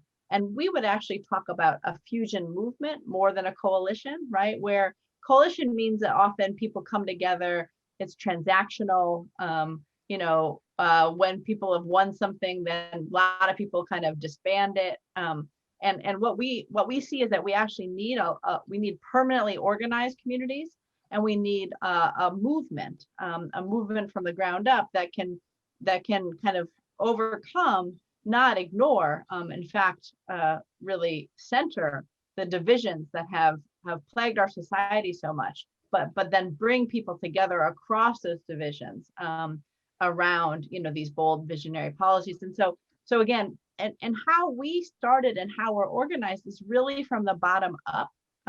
We did not go to all of the different big organizations, whether it was on civil rights or environmental issues or around children or around anti-poverty. We started with people on the ground and built up a state infrastructure. We talk about being a national movement, but we're only national in that we're nationalizing state-based and local-based movements, right? A lot of times when we talk about a national organization or a movement, it means that you have a PO box in DC, and we do plenty of work in DC. But again, it's national because it's made up of people across all of our diversity in this nation that are living here. And so I think what we have learned is that when you start with the needs and demands of those that are most impacted by injustice, and you build up an infrastructure around that, that opens up a table that actually is really broad and really wide, and then can welcome in people from all walks of life that way, but around, you know, certain priorities that cannot be, you know, undone or ignored. And I think, you know, that also is really important. It means that you have to do a bunch of the hard work. I mean, we start with the issue of racism, right? Because an original sins of this nation is racism. It's U.S. chattel slavery. It's the mistreatment of indigenous communities, and we talk about systemic racism if we're in the Appalachian Mountains of Kentucky or if we're in the inner city of Chicago. And we talk about it the same because we know that it's really important to actually undo racism, including if we're going to have an effective environmental justice movement, that you have to take on these issues, and also geography, right? What we have found is that some of those 4 million families that have poisoned water, some of those 15 million families that can't afford water, you know, the places that are being impacted by all kinds of environmental chaos, some of it's small towns, some of it's big cities, but people are being disproportionately impacted if they're poor, if they're marginalized, if they're people of color. And how do you see actually that there's a connection between Cancer Alley in Louisiana and the folks that are living in the Bronx and some of the most polluted places as well? And there is. And so then the last thing around faith, I know I've talked for a minute too long. I apologize for that.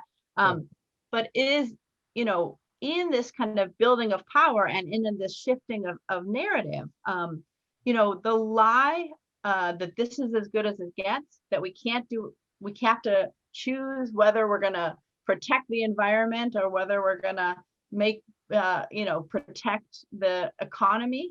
Those are false dichotomies.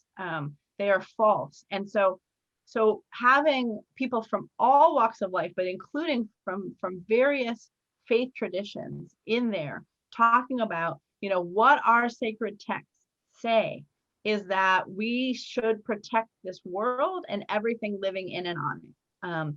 And that brings a moral authority for sure. It also brings, you know, deep organization. I mean, we have, you know, in the Poor People's Campaign about 20 national faith bodies, whether it's Hindus, whether it's Muslims, whether it's different groupings of Jewish folks, as well as a whole array of Christian, you know, faith bodies, like folks representing millions of people, right?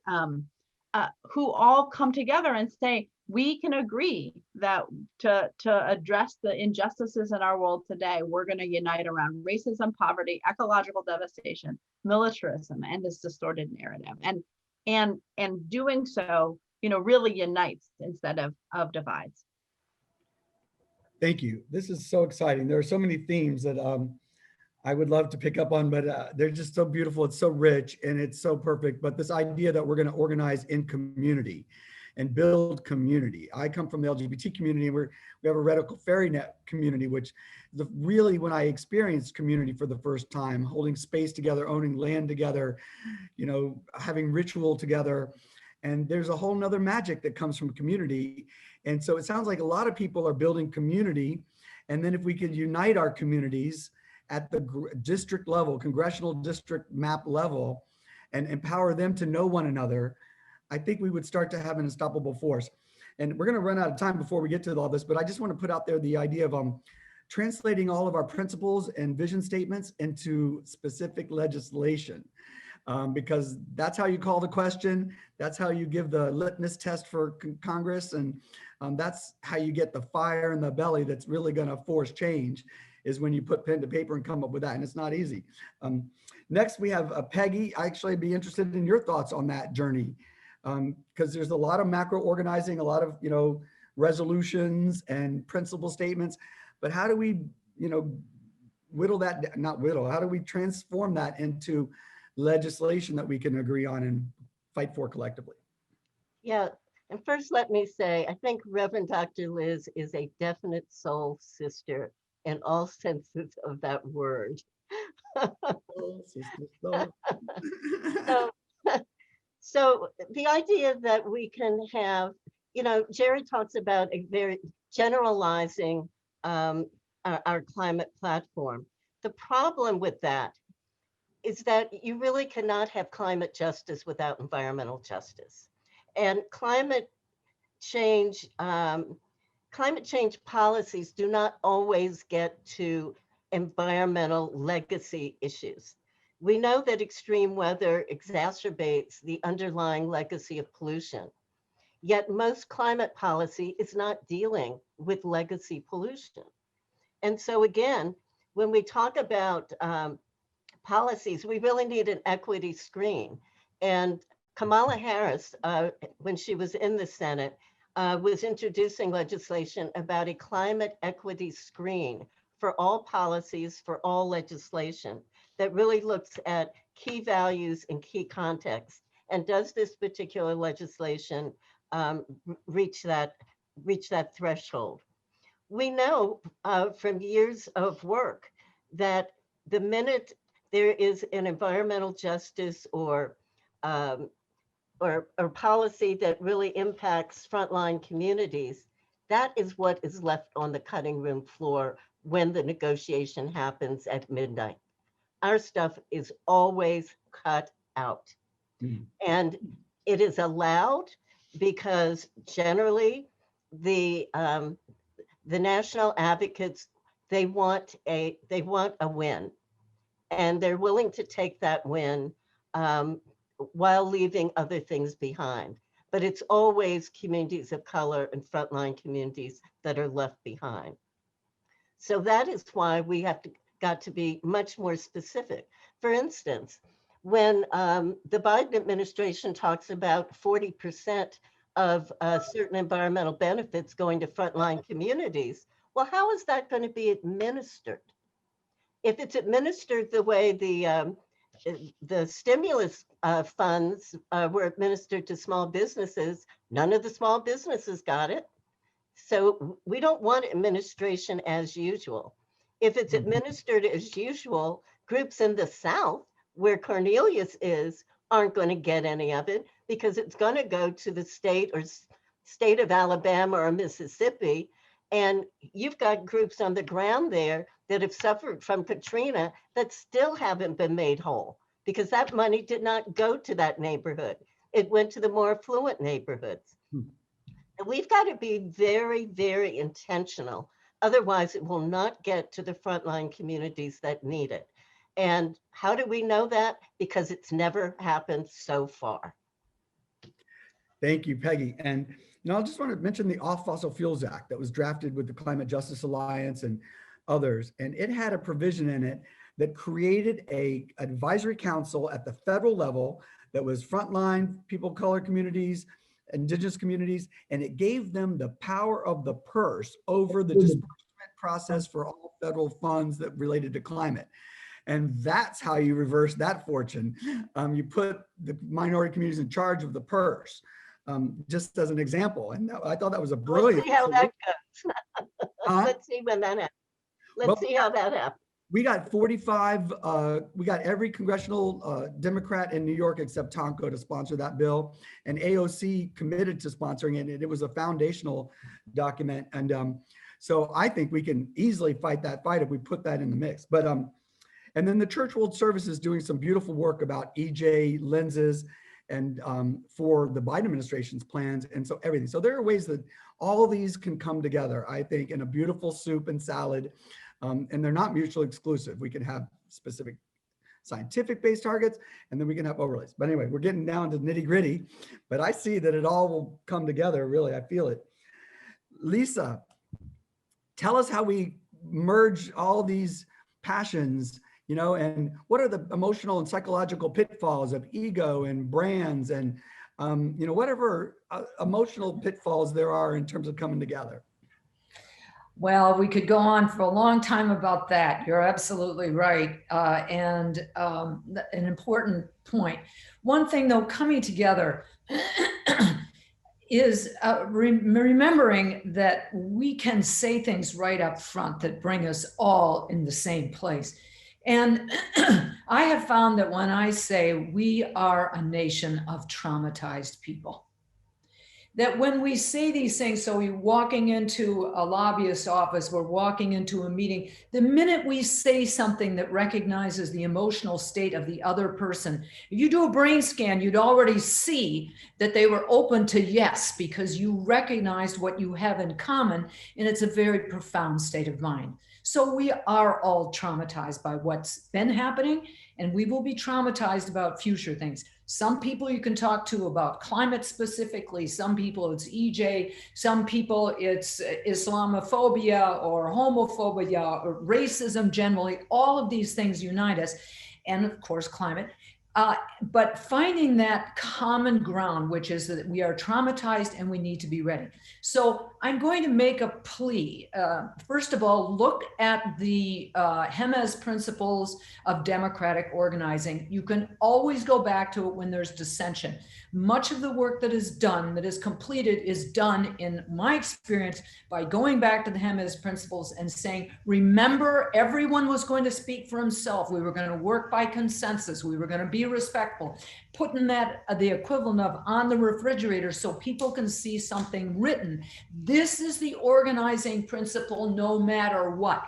And that's a very important one. The third thing is, I would like to ask this group, and this is a little bit off, but I do know that we have left, and I said this earlier, the real skills of social behavioral psychologists on the table. And to that end, we need, first of all, a platform so that we can ally with you to bring some of future harm that is coming to people that they have to be aware of, and to look at the resilience coordinating councils that we are hoping to create within communities.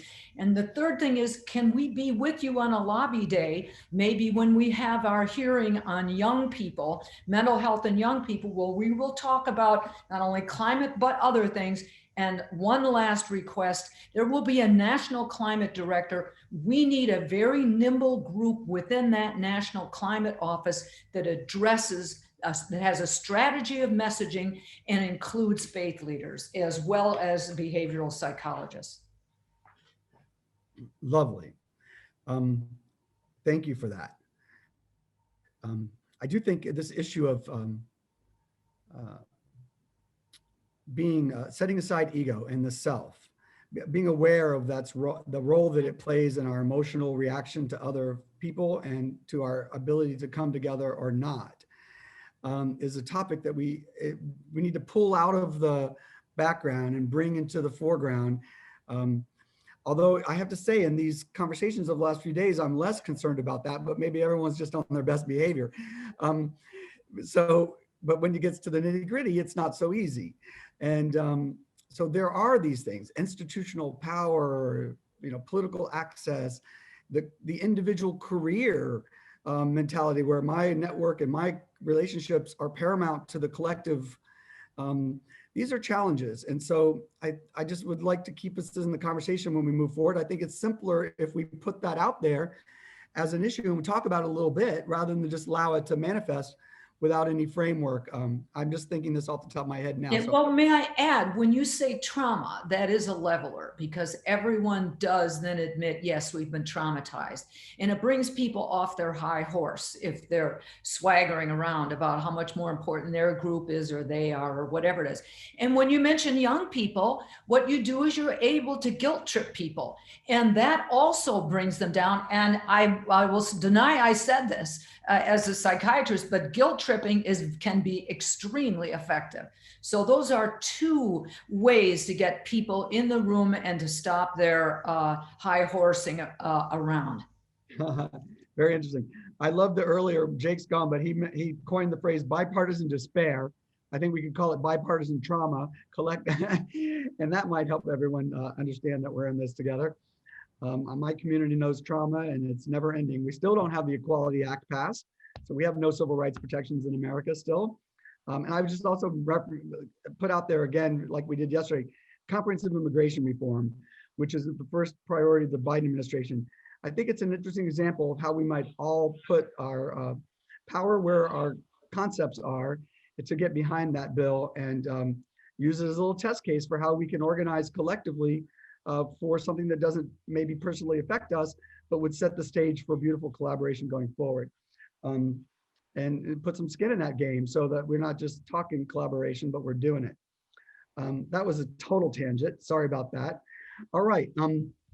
It's 1:43, so we have time for another round, I think. And maybe it needs to be a little bit quicker round. So we're having such a great conversation. I don't know that I want to steer it too much. I just want to maybe open all of you up, open it up to general comments, but I am interested in any insights you have about how we transform policy, big ideas into legislation. And, you know, my dream is to get everybody's legislative directors together in one room and have them connected to your policy team, but without them in the room, I have to admit, and communicating, of course. And we sort of at least get the lay of the land. What does everybody want? What does everybody not want? I've worked through many consensus processes, and it's really about the journey that you take together. And if you say we're taking everyone's input, we're going to have that be transparent, what everybody submitted, and then we're going to merge it all together, like so you can see how it overlaps, and put that back out there. Then people start to see where we agree and where we disagree, and then we can chart paths for the disagreement conversations and agree to disagree before we go into it, and then even at the outcome, maybe there'll be different camps. So I see that there are pathways, they just have to be managed properly and be inclusive and transparent. But I would love to hear any other lived experiences on this journey that could get us off on the right start. So how about we go backwards up the trail this time? And we'll go back to Peggy because she's she's in the thick of this. And this could also be, if that's okay, you're muted, Peggy. And this could be sort of our wrap ups too, a little bit. I think we might have another moment for a 30-second closing later. One thing about a broad comprehensive bill is that the committees in Congress are parsed very narrowly. And so some things that we might feel should be in a comprehensive climate bill would not be necessarily appropriate for a particular committee or a particular legislator. And then we've got the lobbyists. So a lot of the work that we want to do is transitioning away from fossil fuels. And of course, we've got the oil and gas lobbyists, and we're still giving subsidies to many of those facilities. So again, we can craft the best bill possible, and it gets torn apart because of different lobbyists, lobbying our elected officials, the different geographic issues. If you've got the folks in Appalachia, they've got certain priorities that do not fit with perhaps some of the broader climate priorities. So the problem is that what happens is we put together the bill we want, and then the compromise starts. And then what gets left out? And what gets left out is generally what concerns the people who have the least amount of power and resources. And so, I'm sorry to interrupt, is that we have to lock this down, that we're in it for the whole, and then we're in it for pieces as they move, but we're in it for the whole together, and we're not going to go home. In the gay rights movement, the straight white gay boys kept telling the transgender people, oh, we'll come back for you. We'll come back for you. Well, that doesn't happen. It just doesn't. And so I've shut down some major bills that we're about to pass that we're going to leave out transgender people. I'm like, no, we're not going to do it because you'll go home and then the rest of us will be standing here with no power. So we'll have to talk about this very much up front about how we're going to lock down our collective goal and how we're going to stick together through the end. No one left behind. So, all right, very exciting. Sorry, I cut you off. Were you finished with your thought though? Okay. All right. No, that's fine. No community left behind. Yes. Hallelujah.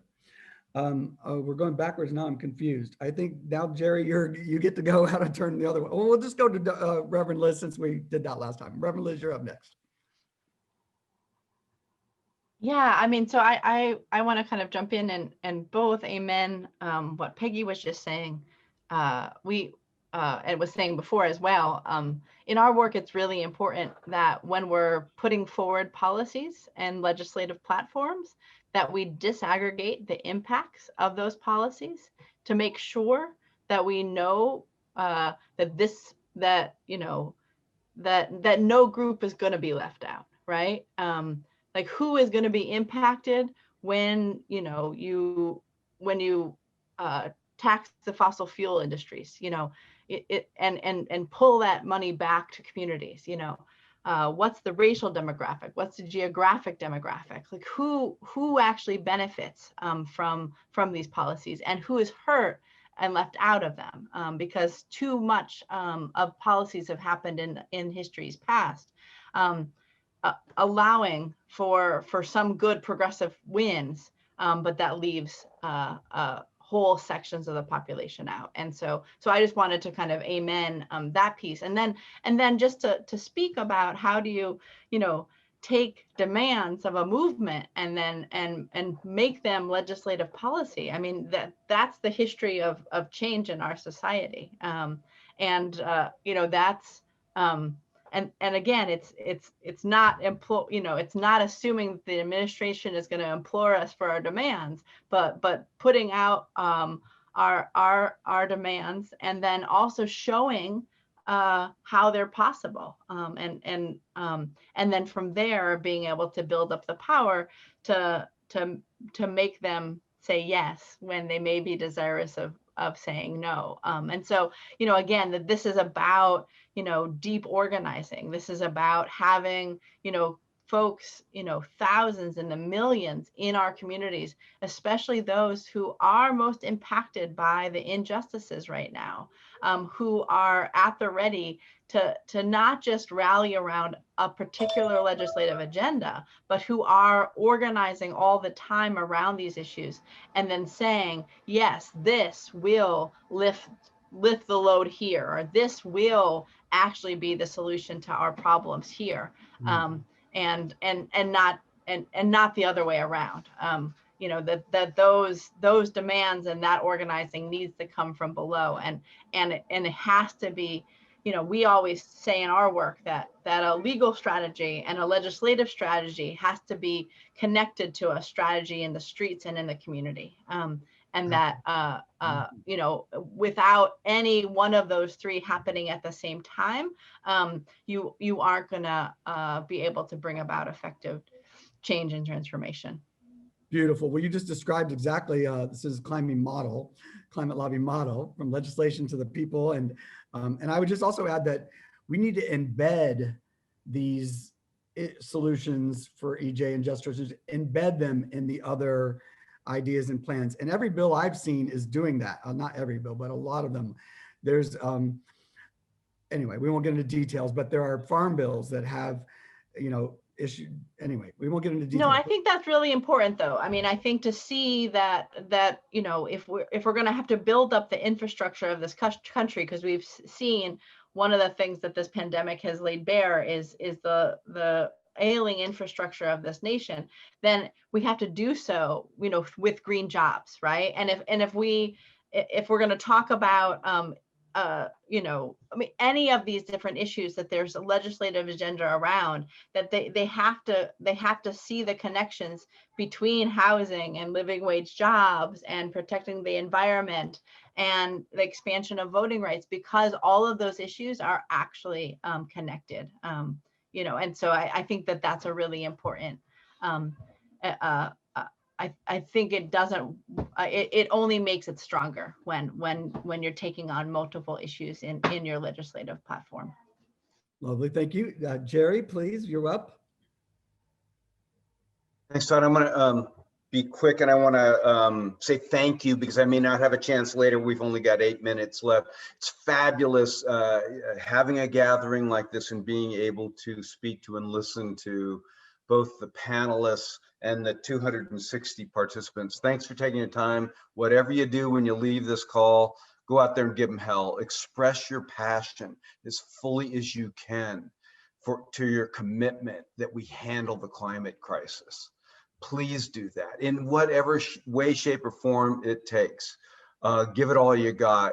In that we are brethren, we are brothers and sisters. So I thank you for that. I just want a couple of things in our criteria of going forward. And I so appreciate Ms. Shepard's thoughts and your thoughts, Todd, underlining that, leave no one behind. There's another criteria, which I don't know if it's challenging, and it's urgency. We want to get this done quick. We really need to get to this one. So let's just keep that in mind as we're developing the process. One other thing that I don't think is necessarily second nature, but could be critical to this, and it's very important to our organization, and that is to stand in the shoes of the folks that at least think that strong climate policy will disadvantage them. And there are people both that produce coal and that use coal. And there's a lot of those, okay? There's people that produce oil and they use oil. And they sometimes hear of such policies and they think, this will be bad for me, this will be bad for my family. And I think a place to start is to hear that and to have some compassion for it. Yes, we also need to say, these impacts are real, it's climate change, and they're gonna multiply. And if you're under 60, it's gonna be really negative in your life, and your kids are gonna have a hell of a time. So yeah, so let's stand in their shoes for just a minute in talking to them. Thank you all so much. Thank you so much, Jerry. Next we have Ken. Go ahead, Ken. Sorry, I do this like 10 times a day. I should remember to unmute. I also want to thank everybody. I think it's been a terrific panel. I just want to add a little bit to what Peggy said a minute ago, which is that I think that, building the initial coalition behind a bill or a series of bills is it's hard, but it's relatively straightforward. It gets much more difficult when we hold the coalition together when it comes to the time of compromise. And, and I think there are two ways to address that. One is, as I said before, I think we need to have a deep legislative strategy. It has to go beyond just the first bill. It's got to think and say, well, if X happens, what are we going to do? If Y happens, what are we going to do? And get consensus on the part of the, as much as we can on or at least the core consensus on what we have to do about that. The second thing is we have to build a narrative that we all accept in the environmental community, in this case, on the importance of addressing historical impacts of environmental injustice on communities of color and poorer communities. We've got to get that narrative built in deeply so that it affects the decisions we make when we're deciding on something.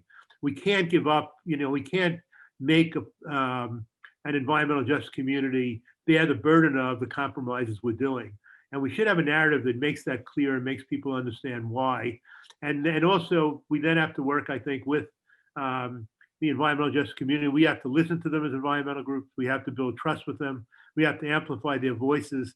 And we have to understand the steps we can take, again, with different contingencies, to make sure that these communities are not left behind in the work we do. I think if we do that, we'll be mobilizing the people most affected by climate change to become active supporters and effective supporters of the work we're doing. So from the standpoint of environmental groups, it's important. And of course, it's a fundamental, major moral, humanitarian, and human issue we're talking about here. And we've got to tell those in the narrative, we've got to tell those stories about how people are being adversely affected by this. So Thank you, I'll stop with that. We're talking to a marketing firm about all of this. We're going to bring the marketing industry in as a whole, like the media industry's got an initiative, the legal community has an initiative.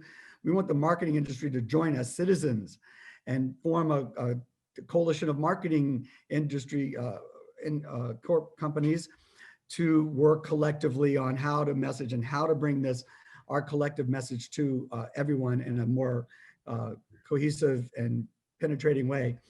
So that's will be another action step once we get rolling here. Next, we have Cornelius, and then I think, Lisa, you're going to wrap us up, and I'll just say goodbye at the end. I don't know that we'll have another round for the 2 seconds. We'll see, but go ahead, Cornelius. Thank you. And as I wrap up, Todd, I want to say thank you to you again. Thank you to all the panelists. It's been a pleasure and an honor being on this panel with you all. And thank you to all those who are out there listening. Again, we appreciate having a seat at this table and having a voice in this conversation. I want to end with 2 things. And one is to reiterate that we must, again, understand the different perspectives, needs, and challenges of all those we hope to bring to the table and to the conversation. And back to Peggy's point about there are still communities that are left behind, frontline communities, communities in the South, communities of color. And she particularly mentioned Hurricane Katrina. And I bring this up because in the context of this understanding the differences and the different challenges, I go back to this heirs property situation. You have an heirs property situation in this country, especially in the Black community. And it is a barrier to folks getting access to disaster relief and other resources, which caused this issue that Peggy talked about in terms of these communities being left behind, these communities not being the one being able to get the resources. So we have to understand those issues as well, because those are political issues, those are legislative issues that we can tackle, and they lead the way to dealing with these environmental issues and others. So I want to put that out. In the second piece, I want to talk about really getting communities engaged and mobilizing support. And I want to reference to something that every single panelist has said here today in a number of different ways. We must quantify the value of protecting the environment and the impact that it has on communities. And I think quantifying that value really will get communities engaged from that perspective of understanding how they benefit from it, but also helping to mobilize support. So I end with that. And again, I say thank you. And it's been a pleasure being a part of this conversation. Thank you so much, Cornelius. And could you just explain to people, I know I read it on your website, but explain what this inheritance problem is just in 10 seconds. It's that there's no title because of the transfer of land. Go on. Yeah. Thank you. In many communities, especially the Black community, you have this issue called heirs property. When someone who owns the land passes on and doesn't have a will or an estate plan, they leave the land behind to their heirs. And it's a situation where many folks own the land, but no one owns it. So there's no clear title. And in this country, to get access to government resources and various kind of resources, include loans and others, you have to have a clear title. And this is an unclear title situation. And we estimate that roughly 60% of the Black population has heirs property. And so you start talking about 90% of the population in the South being the Black population in terms of rural, you start talking about how this issue is exasperated. So this heirs property issue has been a big issue and a large reason for the loss of land in the Black community. But it's also a reason that many folks in these frontline communities, these communities of color, don't have access to these resources and don't benefit from them when they do come out. So that's it in the short term. Yeah, people are dying intestate essentially, and Exactly. chain of title is disrupted. And then it takes lawyers and all sorts of things to go and probate without an estate. So great. And the last, we'll have Lisa, please wrap it up for us all. You do such a great job at all that. Oh, well, thank you very much. Thanks for having me. It's wonderful to listen to everyone and hear so many different points of view that obviously lead to the same place, which is our working together. And we well know that as a collective voice, we're much more powerful than we are as single voices. So one of the embedded questions is, how do we get such differences with people's backgrounds and the people who are the egos and all of the other things? You know, we've all been in community organizing for a while. We know how painful it can sometimes be. Diversity obviously enriches us, but it also means that it can be fracture lines. So one of the things that I have found, and it sounds simple-minded, but the behavioral psychologists will say that before you ever get together, make sure that everyone has agreed on a set of principles. And I did put in HEMES principles of democratic organizing. This was a group that met specifically to address economic and environmental injustice. And they hammered out the ways that they would get through some of their cultural and other differences. And something as simple, it sounds silly, but the behavioral psychologists will tell you, something as simple as upfront getting an agreement that you're going to play by a certain set of rules does bring out the better angels in people. So that is a place for us to start. And that is that we are all calling upon our better angels, knowing that, without saying the Lucifer effect right away, but knowing what the consequences are of failure. And that's not acceptable. So that's one place. So I'm happy that we're here together once again, understanding and bringing us, thank you, Todd, for bringing us together and recognizing how our common purpose is what takes us from that feeling of vulnerability to the feeling of empowerment that can restore us and heal our traumas. Thank you so much, everyone. This has been a beautiful panel. It's so on point, and I'm really grateful. I'll just close by reminding everyone we have 2 more sessions, Faith from 3 to 5, Faith Networks and Indigenous, and they're already rolling down this path. So we're going to jump into that stream, and then we're going to talk to the direct action and mass mobilization, the People's Climate Movement, and Rise and Resist, Extinction Rebellion. And so just imagine when you have your lobby days all together, and then we're going to have a mass demonstrations in the street on the same day. Think about that. And we're not going to compromise when we draft it. We're going to set the dream goals, and we're going to fight for those. And then if we have to compromise somewhere down the line, we'll see but we're going to change the political power balance when we unite. And I don't think we're going to have to compromise so much anymore. If we all unite, we can make anything happen, I think. So with that, I thank you all from the bottom of my heart. This was beautiful and enjoyable. And oh, don't forget the Climate Cabaret at 8 o'clock. I'm going to sing a song if I have anything left in my voice, but we have some great cabaret stars from New York City who put that together. And so at 8 o'clock, just come back and please and enjoy it. And because it's more important that the cabaret, the singers, the performers have an audience than we do, frankly. You know how they are. So we welcome you all back to that. And also January 13th, we just put a placeholder on January 13th at noon for maybe a reconvening. And when we'll bring our legislative directors with you. And let's just see what we can, if we can get a conversation started about what the next steps might look like. It's all tentative, but placeholder. The hardest part of any meeting is scheduling the next meeting, as you all know. So that's why we're tossing that out there. Thank you so much. This is wonderful. I'm very hopeful. Thank you, Todd. Appreciate participating. Yeah, thanks everybody. And thank you, Todd. Nice to see you all.